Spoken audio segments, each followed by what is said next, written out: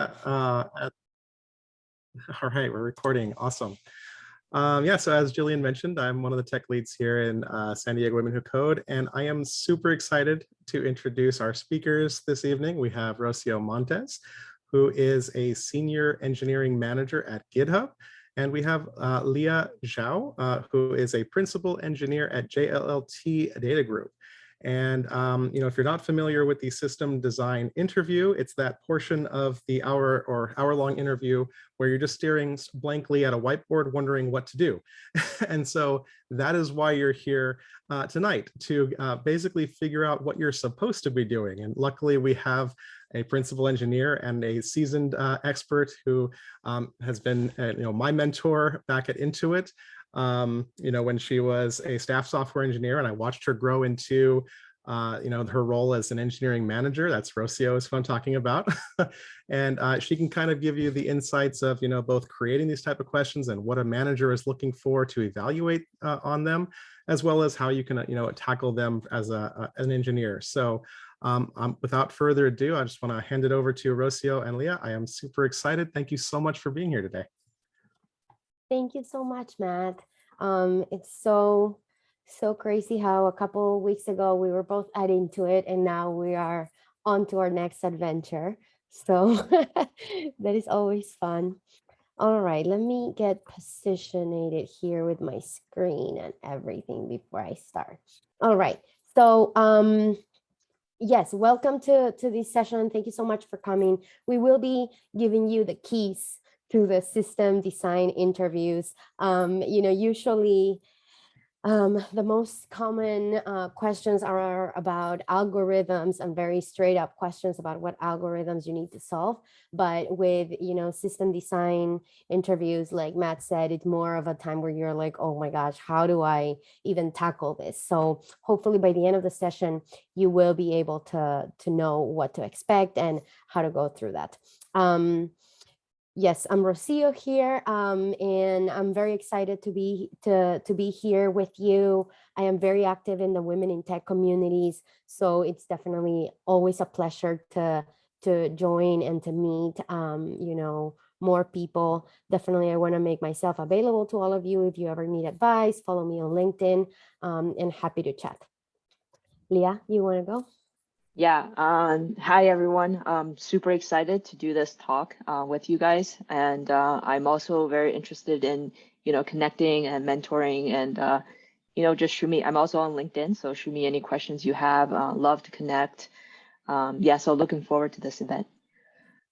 Thank you. Thank you. So then, so like I mentioned a little bit before, we will be giving you the keys to the system design interviews.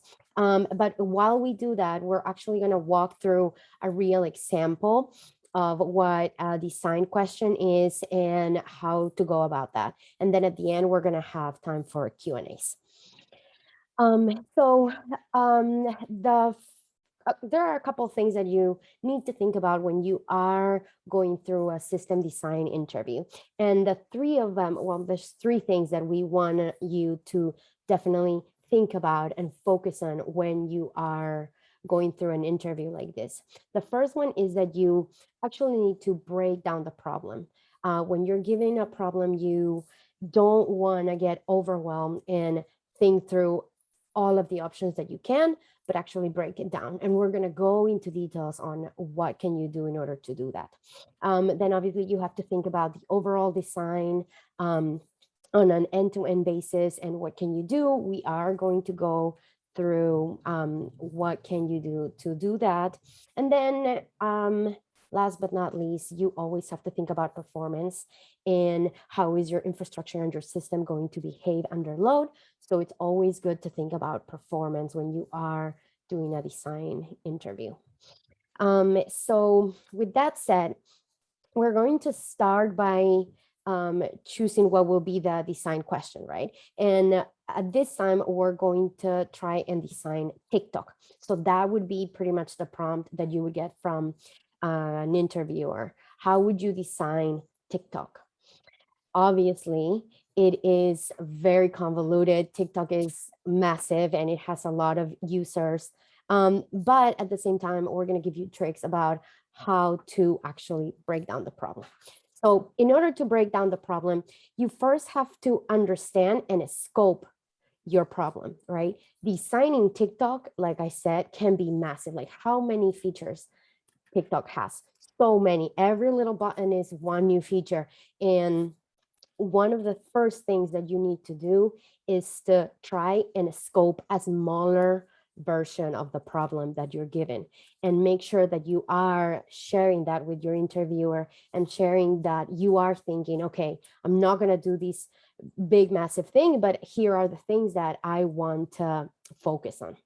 And it's okay to ask questions, right? Because when you say, okay, design TikTok, you can ask them, is it okay if I focus on uploading videos? Is it okay if I focus on favoring videos? All of that, most of the time interviewers are waiting for those questions, right? Because we might give you a very big and open-ended question, expecting that these questions and scope it out.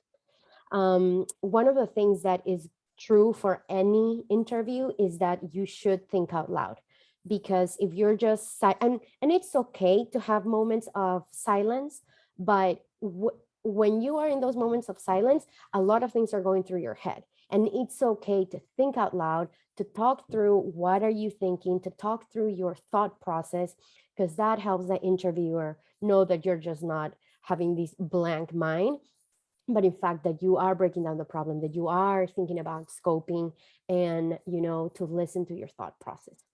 And then as you are thinking out loud and all of these features and ideas are coming through your head, then take a deep breath, step down and slow down for sure. You have to always remember to bring it all back and scope just a few items. So when I talk about items, I'm pretty much talking about requirements. When you break down the problem, the result of breaking down the problem has to be your functional and non-functional requirements. So breaking down the problem will give you these functional and non-functional requirements that will help you at the end do your design. So when we think about our prompt of design TikTok, how do you break down the problem? So your first thing is that you're going to be thinking, like I said, oh my gosh, TikTok has a million features. I can share, I can save my favorite videos, I can edit, logging, notifications, I can edit my profile, so many things. But like I said, slow down, scope the problem, and ask questions. So at the end of that, of the exercise of breaking down the problem, you're probably going to want to land into 2 to 3 very specific functional requirements. So for example, here, we're going to be suggesting that you focus on these 3 things. In TikTok, you definitely have to allow users to upload videos, because that's, the funnel for what TikTok does. And then you also have to allow users to view the video feed, right? As a user, you are just watching videos. And then, you have to maybe want to see videos of your followers. So that could be a bonus recommendation. And then an extra feature could be to favor videos that you watch and follow creators. So like I said, I'm not focusing on all of the 1,002 features of TikTok, but I'm following on 3 specific functional requirements. And then I can also think about my non-functional requirements, right? And that also comes into when I talked about performance. When you are talking about a design, when you are in a design interview, we want you to step out and just not be a coder and a programmer, but we need you to really be a software engineer and to think end to end and to think about all of the possible outcomes and everything that you need to think about when designing an application. So non-functional requirements are very important. So for example, we definitely need to think that your application or whatever you're designing has to be highly available. For TikTok, it has to be highly available, right? There cannot be any downtime. There cannot be any downtime for daily tasks. It has to be up 99.999% of the time. So that's a non-functional requirement. Latency. Also, we have to think about, what is going to be the time of when a user makes an action to the time that they actually see the result of that action. And we have to make sure that latency is acceptable.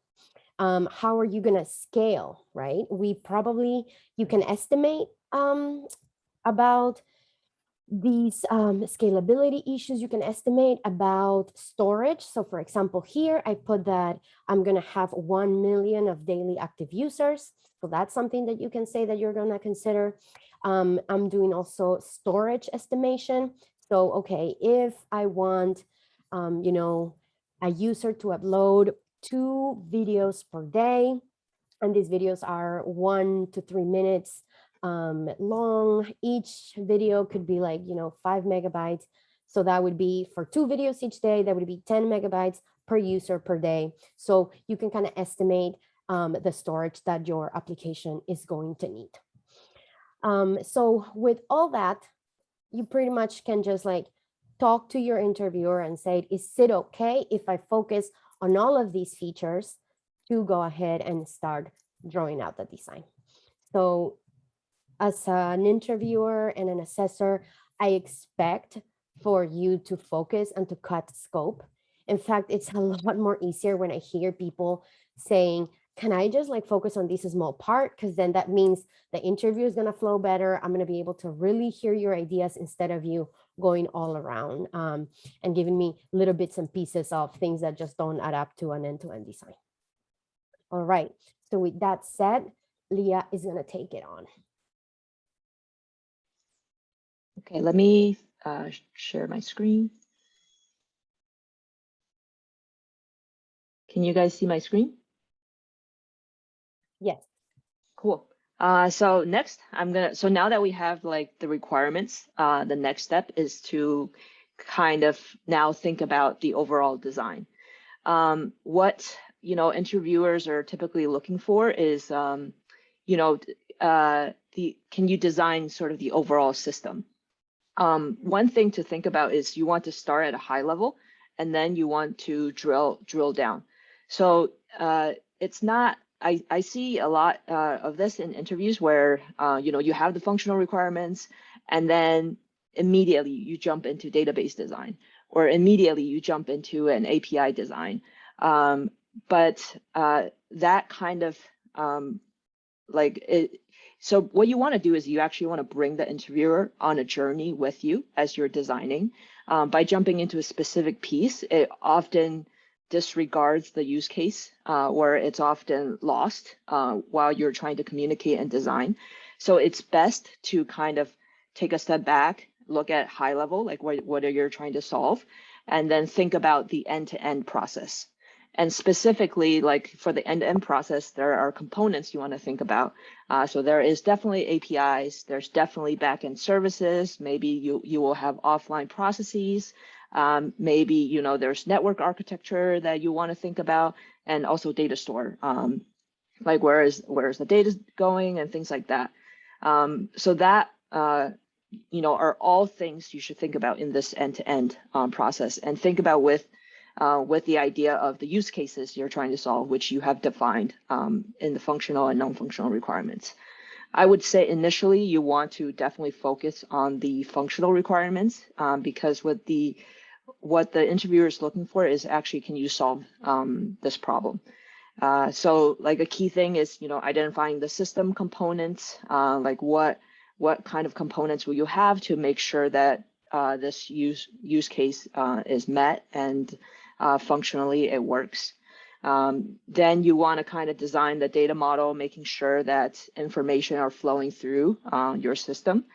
And then the last part is, connect the components and making sure, everything is working. While you're thinking about, technology and components and different pieces, you also want to think about like trade-offs. A lot of times I think interviewers will either ask you, or you can say out loud is, what type of database would you use and why? or if you use a certain infrastructure or framework or service, they might ask you, why did you pick this versus that? So they really want to kind of test your knowledge on if you understand why you're doing certain things. But it's also very good for you to voice that them as you are making decisions, because that like signals that you really know how to design and you have really thought about the problem. So these are just like the kind of the guiding criteria for the design. So with that said, we're gonna kind of walk through the first use case. So the first use case, we kind of talked about is allow users to upload videos. So the very first, component you're trying to think about is, a user. Like what is this user going to do? And then, the next step you're thinking about, okay, so like the user wants to upload video, we probably should have, an upload video service, where there should be a component that allows, people to upload video. And perhaps, this is a service that is hosted somewhere that maybe accepts APIs to allow users to upload videos. So what should this service do? Like next you're thinking, okay, maybe I need a database. I need a database to save the user information with the videos that they have uploaded so that we can keep track of, who's uploading what. And maybe if they want to see the videos they've uploaded, they can view that. So we definitely need like a relational database to kind of save that information.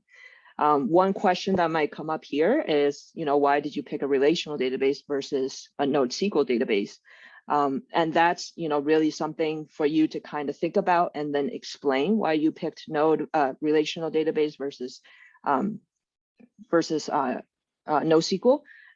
So like one thing is that NoSQL is really good with unstructured data, and relational database is really good with linking different elements and making joints with other schemas. And I think then, so that's, kind of why, and I will talk a little bit more about what kind of like data elements we want to save in the relational database. The other thing is, if you think about like a video, so a video is not, it's like a binary file. So it's not like the typical APIs that you have. So, or it's not a text that can be stored in a relational database. So probably a better place for video storage is, some sort of a blob storage. Like an example of this in the cloud, it could be just a EC2 server, or it could be an S3 service if you're using AWS. There are many other, services out there that kind of supports this. But the idea is that for like binary files or big kind of items, you want to store it in a blob storage. So this is essentially like another component that we need. Then to talk about like exactly what we want to like store.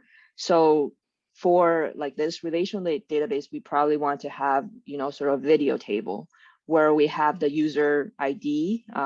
It could be a randomly generated UUID. We'll have a video ID. It could also be a randomly generated ID, and a video link. So this link would be the link that is generated from this blob storage. And this gives us a way to kind of track the video and who this video belongs to. And maybe perhaps I use this general term meta. We could have multiple fields down the line to say, hey, maybe it's video description, or it's the time that this video was uploaded. So other information about this video we could definitely store here, and it could just be strings. So this is kind of the data object that we want to manage within our upload video service. Is also kind of the schema that we want to save in the data store. So now that we have kind of the different components, we can try to link them together. So what that means is that so the user will first make like make a request. So this I would think is the user's browser. So that browser will make a request to upload service. And this could be just a post HTTP request where in the request, it's the video plus some user information. So what you see in this data schema would be contained in this sort of this payload. The only thing that might not be there is this URL, which could either be generated after the upload happens here, and then we save it to the relational database, or it could be uploaded directly from the browser to the blob storage, and then the link could then be passed into the for the HTTP request to upload video. So once this request gets to upload video service, if we go the route of uploading the video first, so the video data is first pushed into the blob storage, which you get a URL link back. And then now that you have the user ID, you could generate a video ID, you have the URL, and then you have the information about this video that perhaps the user has entered already. You can then save it into the database. So this basically saves this data item. So this, I would say it's a full unit of functionally solving how a user would upload video. So that's one use case that we have just walked through. Let's talk about the next use case. Next use case we want to talk about is allow users to view video feed. So like I guess similar, like we probably need a user to be there. And then we will have perhaps a view feed service that would support the requests that's coming in. And then we will also have this relational database that we have used previously that stores the video information, the user information, and the video links so that we can generate a feed for the user relatively quickly. The other thing you want to think about is for this view feed, it's generally, it should be like a GET request in terms of HTTP. And this system is so like for TikTok, view or watching video is more of a heavy usage versus, an upload video.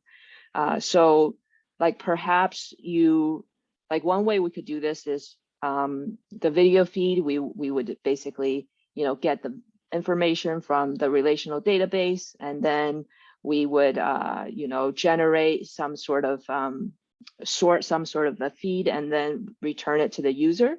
But that takes time. So one thing you might want to think about is, okay, maybe we can have a caching service that pre-caches some of these feeds that might be relevant to this user, so that we could serve that response relatively fast. So one thing, sorry, there's like Zoom stuff all over my screen. So here, like I'm showing essentially the schema that we had before. So you might think, okay, we might need a pre-cache service that kind of, calculates what the user might want to see beforehand, so that when the request comes in, we can just fetch the user's information by their user ID and return it back to them immediately, versus calculating something on the fly. So I would think that, we want to have a pre-cache service to kind of do the pre-calculation. And then we want to store the pre-cached information to a cache layer, where then it could be fetched fast. So I think here kind of describes, the components. There's no right or wrong answers. So it's really about, how you're communicating, what are you trying to convey, and there's could be, various solutions for this problem. So after that, we have these components, RDB will be like, we would use the precache service to fetch from the relational database. to calculate the feed for a specific user. And we would save that into the cache layer. So it could be easily fetched by a user ID. So when the request comes in, so this should be a GET HTTP request that comes in from the browser with some, maybe the user UUID information in it. And then the view feed service would call the cache service with the user's UUID, and we would fetch the feed immediately and return it back to the user from cache. So this is kind of a, another example of solving the use case. So we solved the allow users to upload. We solved allow users to view video feed. And then let's talk about the third one, which is allow users to favor videos and follow creators. So this is more of like a kind of a user activity. Following, the previous examples, we want to think about, what kind of services we want to have to do this. So, we have a user. We will probably have a user actions service that keeps track of, that allows users to like favor videos and follow creators. Then we will have, a database to store this information. So you see there are common components that happen with a kind of each use case implementation. Also, this is a very much of a, I would say, microservices architecture, which is something, you can talk about, and you can talk about the advantages and disadvantages of, microservices. The other way is you can, like with each one of these use cases, you could potentially, deploy it into, these could user actions, video feeds could be just components of one single service. So that's also another design. But, you want to communicate essentially why you are doing it this way versus the other way. I think with the microservices, it's very, defined in a way that the requests, you can scale based on the requests that are coming in. So you can scale at different rates between user actions and video feeds or upload videos. So that's what like the flexibility that microservices offer. But like this is essentially the component. And then one thing we would probably want to define and save in the database is, this allowing users to follow and like videos. So what's probably going to happen is we will probably have a user ID table with a user ID. We will probably have following. So this is following another user. So it could be a foreign key to a user table that we know that they're following a certain person. For likes, it could be so the likes would be a foreign key to videos that the user have liked, and a single user could have infinite essentially rows in this table that says what they like and who they follow. So this is kind of the data schema or the data object we would have in the user actions as well as saved into the database. So going from here, it could be, so this would, oops, how do I go?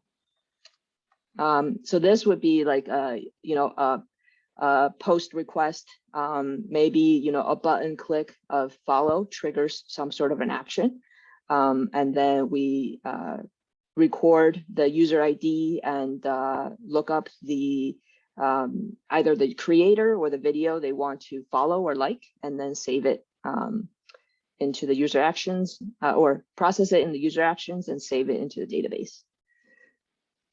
So now that we kind of talked about all three use cases, like the functional requirements, what happened? Oh, here it is. The functional requirements. This essentially is putting it all three together is kind of what we designed. And then so this, we talked about uploading videos. We talked about user actions. We talked about viewing the feed. And these are the three functional requirements that, what the interviewer has asked us. And this is what we have designed. And along the way, we have talked about why we picked the microservices architecture. We talked about why we picked relational databases versus NoSQL database. We talked about why we wanted caching service, things like that. So these are the things you definitely want to kind of communicate for sure. However, this is probably not the final solution. So one other thing to think about is once we have this design, the interview might ask, further questions about, how do you like production readiness? Is this a production ready system? So for production ready, like there are non-functional requirements that we kind of talked about. We want 99.99% uptime. We want, like it needs to support 1 million users. So what does all of that mean? Like does the system we currently built support that? I think that's essentially what we want to answer. And is our system like ready to be deployed if we built it that way? So one thing to think about is definitely caching. So right now, we thought about caching for the video feed because it's read heavy and a lot of information do not change. So we definitely want to cache the information that's there. Then we want to think about like scale, like you want to explain how each component can scale. So what we've drawn right now is, more of I drew one box for video upload. I drew one box for video feed, but potentially it could be a cluster of, services that has auto scaling and things like that. So you kind of want to, think about that. Also reliability, system failover, redundancy, like these are things you want to definitely hit on. Some of the redundancy is like with database, maybe we want to have a backup of the current database that is there, because if the database goes down, everything won't work. And then you want to think about concurrency handling, security concerns, monitoring, logging, observability. So I think monitoring, logging, observability is sort of a nice to have in these interviews because the interviewer would know that, oh, you're actually thinking about preserving this system long-term and observing the problems that could exist in this system. But it's not typically a question that comes up. However, I think it's really great to mention to make sure that the interviewer know you're thinking about this as a whole.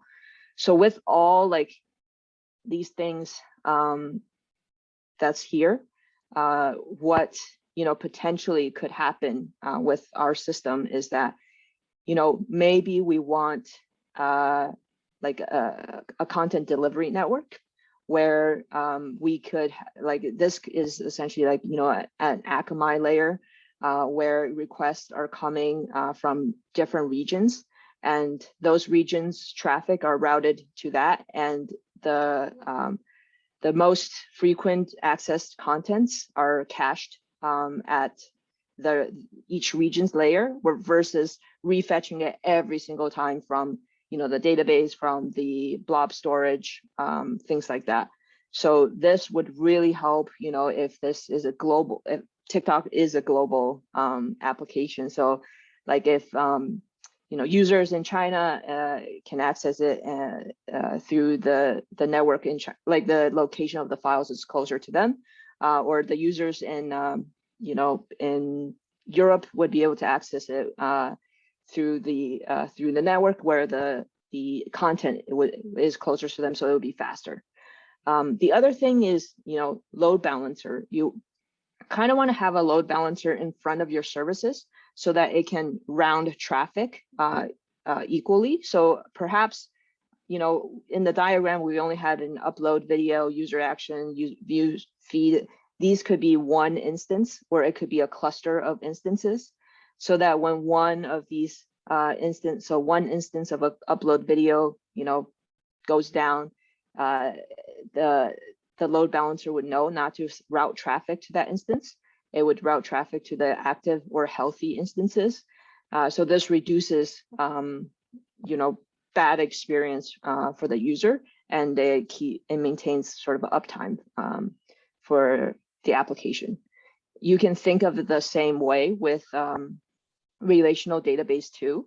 One other thing I think we can kind of optimize on relational database is perhaps we can add a sharding service in the front where we decide how to store information based on what's like we could have two you can think of it the sharding service sort of as a load balancer.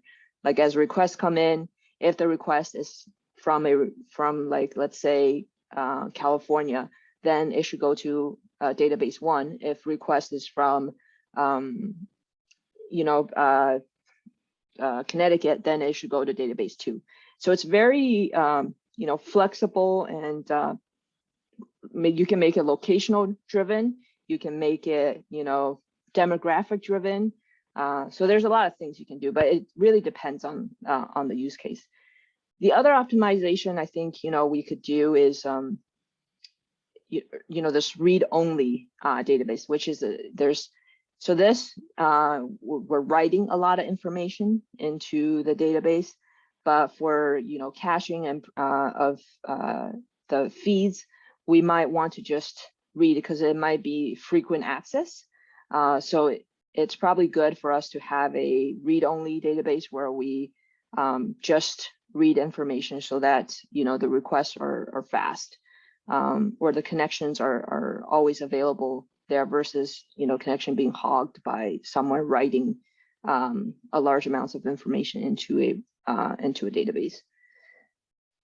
So with that, I think we talked about functional requirements, non-functional requirements, the overall production system, the different components that we're going to have, and how each components are going to talk to each other.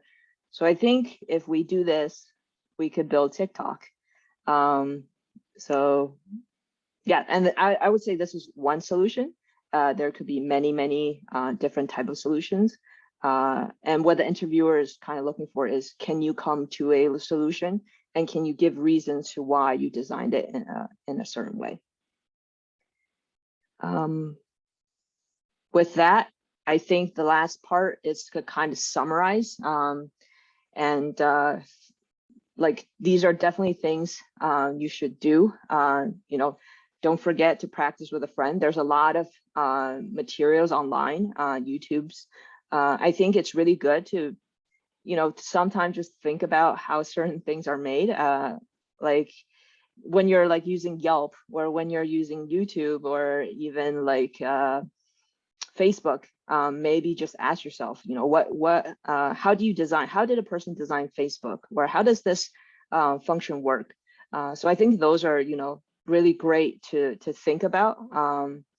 I know a lot of times that, I just use the application and not think about anything. But if you want to practice, you could definitely, think about that.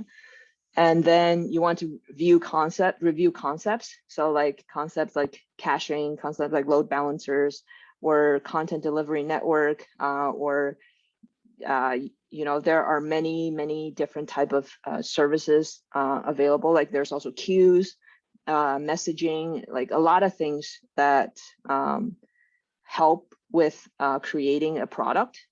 So you definitely want to think about that. GitHub is your resume. A lot of a lot of companies look at your GitHub, and they want to see, how active you are on that if you don't have much experience. Other than that, update your LinkedIn profile. I know recruiters are always out there looking through people's LinkedIn profiles, and so, and then lastly is to be confident. I think you just want to be decisive, and you want to be confident in these interviews.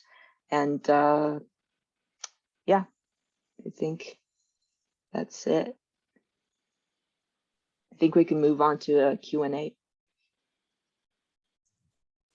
Yay, thank you, Rocio. Thank you, Leah, for such an amazing talk. I love how you stepped through it step by step and explained each component in detail and in like a really clear, concise manner. So that was awesome. And we've already got some questions coming in the chat. So I also forgot to say, like, before we started, like, we've been wanting to do a system design interview event for like such a long time, but we haven't, like, we had trouble finding like the right people to do it. And I'm so happy that Rocio and Leah did this presentation for us. Like, this is amazing. Thank you so much. And thank you, Matt, for pulling it all together. Yay. Okay, so Jamaica in the chat had a question. Jamaica, would you like me to read it, or would you like to unmute and ask it? I can ask. Awesome. Can you guys hear me? Yes. Yes. Thank you. This was great. My question was, immediately as soon as you started talking, I panicked because I've never used TikTok. What should you do if you're in that kind of situation? I mean, that's why you definitely ask questions, right? You might never have used it, but at least you know what it is. And even if you don't know what it is, then just say, I have no clue what that application is. Can you tell me what are the main features that this application has? And one of the things that I always say about interviews is that you have the power to take the interview wherever you feel more comfortable. So if they tell you, hey, design TikTok, well, I'm going to focus on the back end. I'm going to focus on the front end. I'm going to focus on the infrastructure. Whatever you feel more comfortable, you can always take that, the conversations and the design to that area. That makes sense. Thank you. Mm-hmm. Thank you. Jessica, I think your question was next. Yeah, thank you guys so much for a fantastic talk. This was super, super helpful. I was curious if we don't know a lot about a specific part of the architecture that we know is probably going to be important, like the caching layer you're talking about. Should we try and kind of slide over that and see if we can just like kind of avoid going into detail, or should we be more upfront with our interviewers and say, like, I'm not really familiar with the implementation of this part, so I'm going to move on and talk about X? So it depends. I think when so at the end of the day is your design. I would say, like, if you don't know caching, you might not know how it makes sense to be part of like the design you're making. So you might not even bring it up, but if you have heard that caching helps with certain things, you can definitely explain that. The expectation is not that you know sort of everything about caching, but you know the basics about how to retrieve information and save information with caching, and what capability is caching like useful for. I think those are key things you definitely want to understand. And I think those are the basics that kind of interviews are looking for. That's great. Thank you. Awesome. I think Jamaica had another question. Yeah. Leah, on one of your last slides where you were kind of talking about pulling things all together in your system, I was a little confused because you spoke about how this was a microservice architecture, but it looked like you were using one very large relational database. Am I understanding your diagram correctly, or were you just kind of simplifying things for the diagram? I was under the impression that for a microservice architecture, you wanted to have dedicated decoupled databases. Yes, you are right. You will definitely want to have dedicated decoupled databases for microservices. For me, it was just to simplify the location of the databases. It could be, I was saying that like later on, it could be different clusters. But yeah, for microservices, the best practice and pattern is that each microservice have its own dedicated database. Okay, cool. Thank you. Great observation. Leslie, I think you're next. Hi, I just want to have when I think of a system design interview, I think of people who already have experience, not specifically folks who are new to the industry. So when you're saying like GitHub is your resume and we're talking about system design, or was it like a separate tip? Or if it wasn't a separate tip, what would you, looking at someone's GitHub, someone who doesn't have a lot of experience, who you are going to be interviewing, like what kind of contributions would you be looking for that would make you take the leap with that person to bring them in for that type of interview? Yeah, so the GitHub tip is more for getting an interview, I think, in general. If you don't have much experience in resume.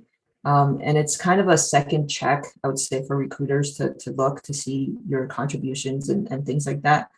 However, I do see some people do design kind of practices and save it into GitHub so that they have, like, I know, some of my friends, they do just general, coding practices and they would save it into GitHub.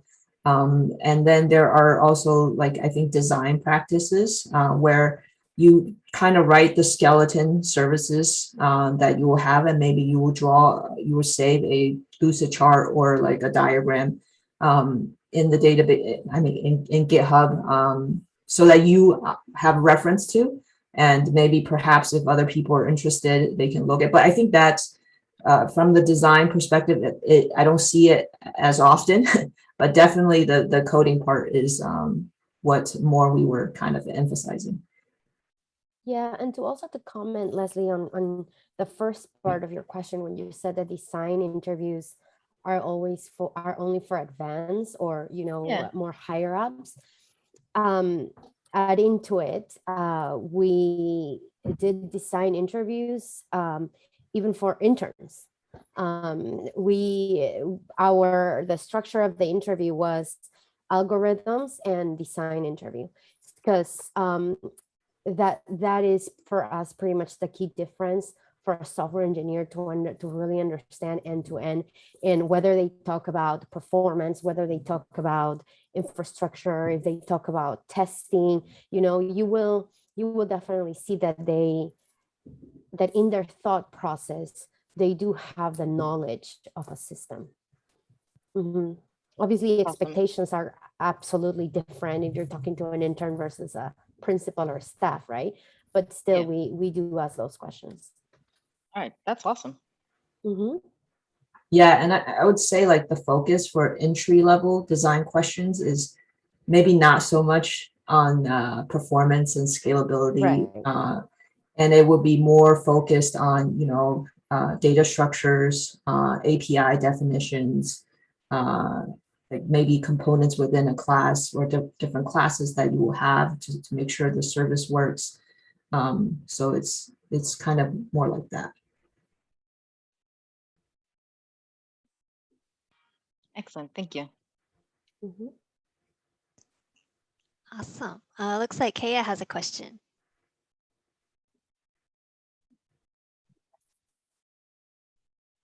Kaya, would you like to unmute, or would you like me to read the question for you?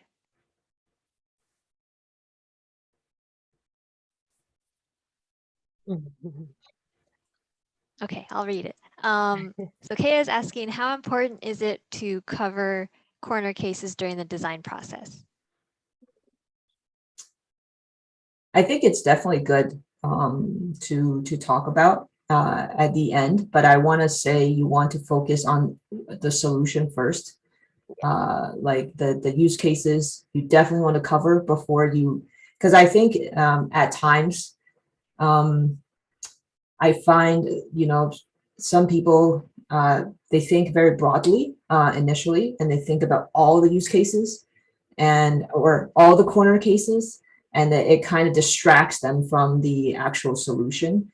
And it brings it it makes the problem very, very, very complicated.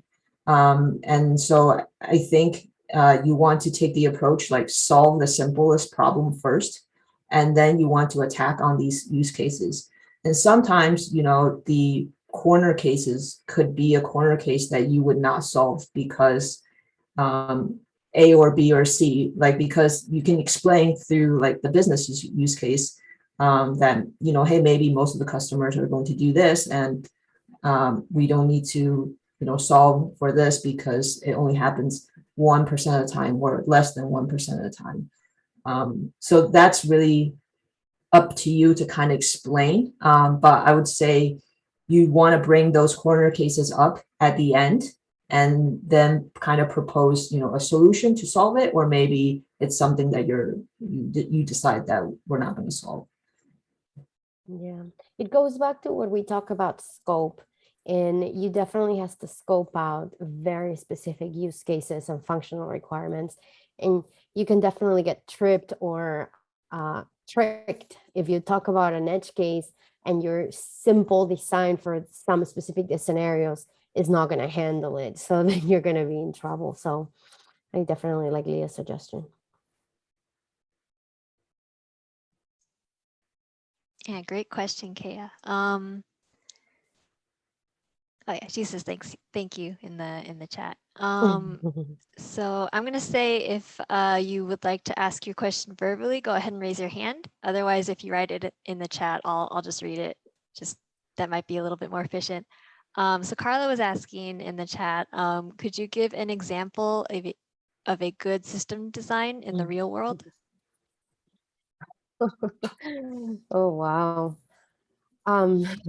My That seems like a very broad question.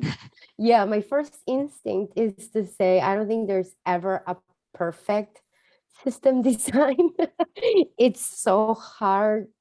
Number one, because everybody is gonna have a different idea. Everybody's gonna have feedback. I don't know that there is a perfect one, but a good one. Hi, sorry, I was trying to raise my hand. I don't mean to speak out of turn. Apologies. Oh no, go ahead, Carla. Good night, everyone. So I guess it could be a certain application you can, because I know different companies or different applications may require different designs. So for example, if I would like, somebody asked for a system design for a bank, a customer onboarding, or no, let's not do customer onboarding. No, that's fine actually, customer onboarding. I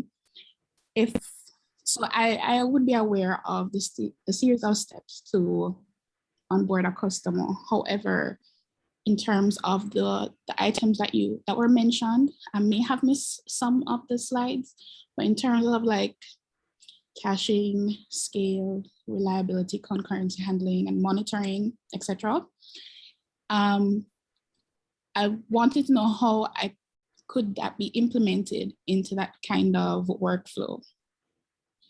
I'm not sure if you'd like me to go into an example of a workflow and see how, if it meets the requirements of a good system design, or if that would be better, or I do understand, yes, it might be a bit vague. Let me just try to see if I understand your question. So you want to know if there are like good examples like of or patterns that you should follow for certain certain actions or like certain features that you want to have in a product. Is that more of your question? Like yes, to take an onboarding example, is there like best practices for designing for onboarding? Yes. Yeah, so I don't know if there is like I think it's a good design is always based on the use case. Like what I've learned like more recently is that I've been working at Intuit for a long time, and Intuit is a very TurboTax is a very developed system. It has very different requirements than let's say a PO or like a proof of concept product that I want to create or a brand new application I want to build. So into it, I thought good system design is we need to have caching because there's so many people that's hitting us, and we need to have an SLA, which a short response time, and that is very important to the product. But for a application, a brand new application that's that's getting released to the public, having a caching system initially might not make sense. Like maybe, I'm only going to have 5 users, and we are still developing, trying to understand if this product is going to work. We're trying to understand if we should add more features to this product. Like there's a lot of moving pieces as you're going and working on the product. So the design would have to morph with the requirement. And I don't know if there's one thing that fits all. And a lot of times I find myself is that the first design I have is sometimes usually throwaway, and then you kind of morph and refine as business requirements change and just things change in general. But I think if you are thinking about general components for building an application, you can think about, you probably need some sort of storage for data, so you can look into components like that. You might need some sort of service for hosting, so you can, talk about that. There's also, data streaming, things like that. You can look into, technology with that. And, messaging, like there's a lot of messaging and queues. Like there's a lot of different components that makes an application. I think it's good for you to understand the capability of them on the surface, and then figuring out how to put the pieces together. I think it's where the product requirements and functional requirements comes in. And I think initially you want to understand the pieces, then you can, with the requirements, you can think about ways to like put the pieces together. Does that make sense? Yes, kind of. I guess the next question I would have in my head is to probably go into more detail with those things, but I understand that, as you said, it depends on the system and what are the requirements that are needed at the time. So I guess I would maybe have to do some more research on my own in terms of like the things that you mentioned, like the caching. What would be the purpose of the caching, and how would it assist the product I have in mind or being asked about, and the data streaming. That's something I may need to research on. But in the case of a system thinking interview, is it that they're specifically asking you about a product, or are they asking you about just the general overview, like you mentioned today? It's about a product. So like, for example, this what we just went through is designing TikTok. So the pieces that I picked kind of fit the requirement of how we want to design the TikTok. Like for a feed, we talked about using caching for fast access. That's probably, a good pattern to follow, to do. And you would generally probably have a service, and then you have a caching layer to fetch, to pre-compute what the users would want to see, and then you would be able to see that very fast from APIs. So like the design questions are very specific to like a product or something that the interviewer will describe. Right. Thank you so much for answering my questions. Thanks, Carla. So kind of piggybacking on that, Kea, Anel, and Hannah also had a similar question about, do you have recommendations for design practice or websites or resources? And if there are any in particular that would be good for people who are new to system design interviews? And Hannah had mentioned a book, Designing Data-Intensive Applications. And then Matt also mentioned grokking the system design interview. I guess just, what are your recommended resources? I don't particularly have specific books, but I recommend that you definitely watch YouTube. There are a lot of exercises for design questions and interviews, right? And people go over them in details, they play it out. So I would say that's your best, well, for me, because I don't know any books, that would be my best bet.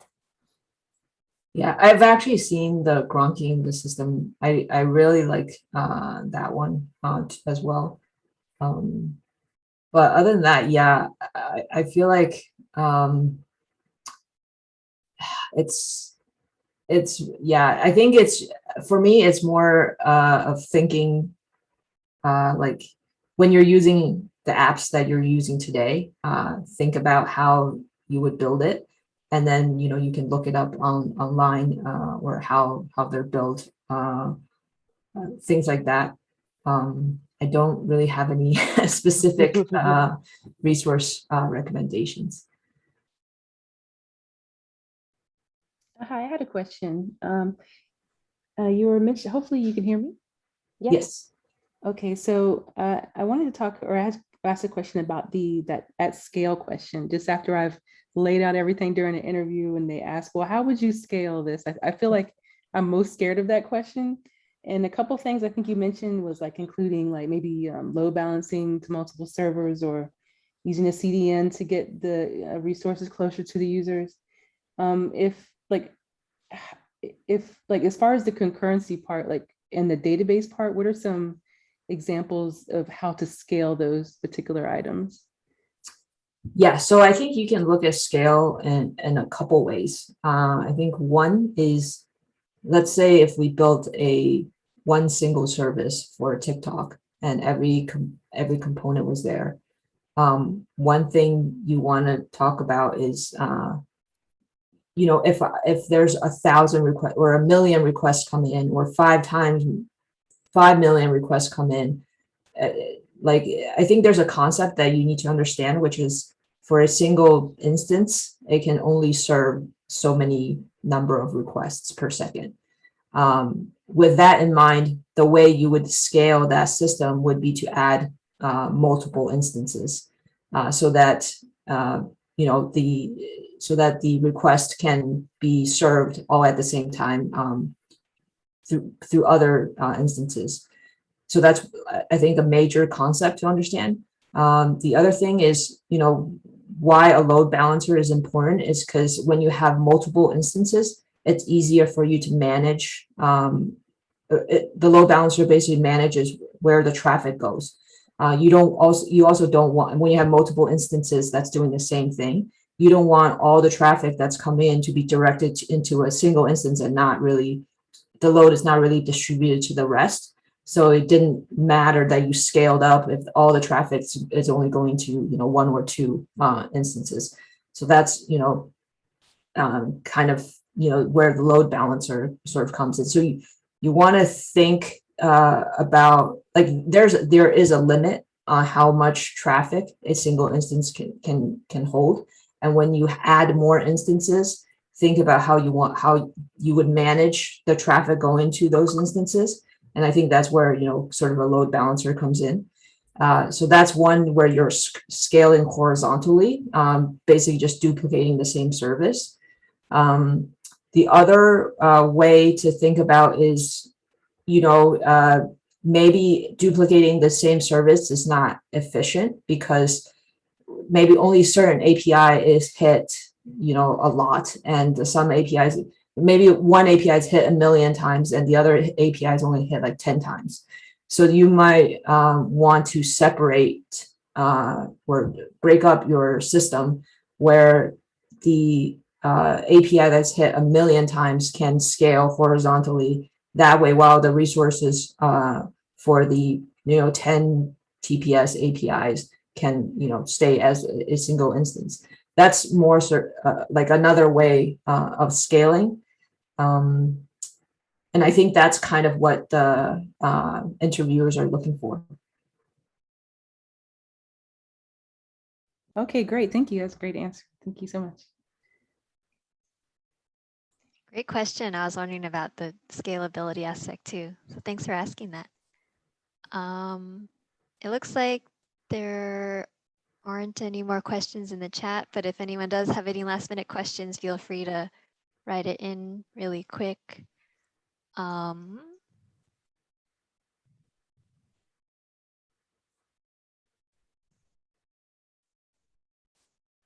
Okay, has another question. What is a good place to bounce off ideas?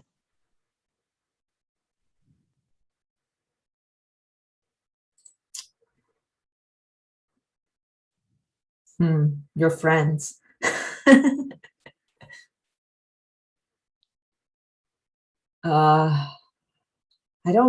not in any community, but I'm here. sorry, I was muted. Yeah, here on meetups, I was thinking maybe Quora, or maybe even a Stack Overflow. If you have an idea and you have a specific question, you know, you can like, hey, I've been thinking about this. Would this be the best approach? There's always a lot of people that just want to comment and chit chat. So that could be a good place.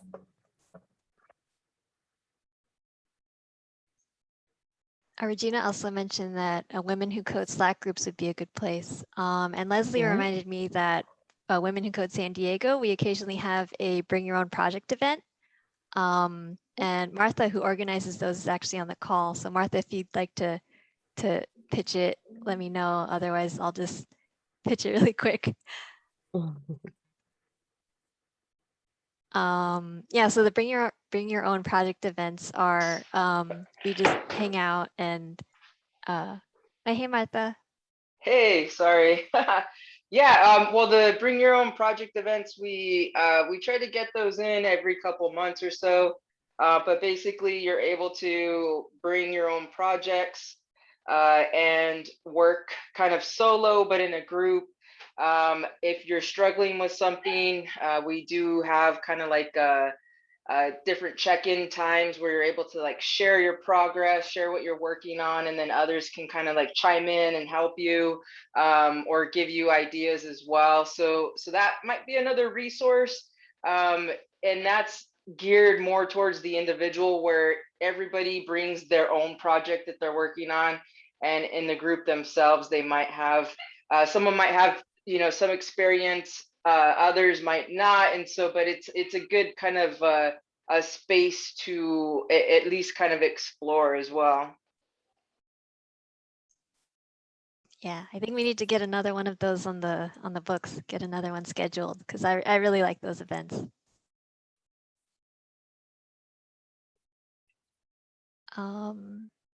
Any other questions?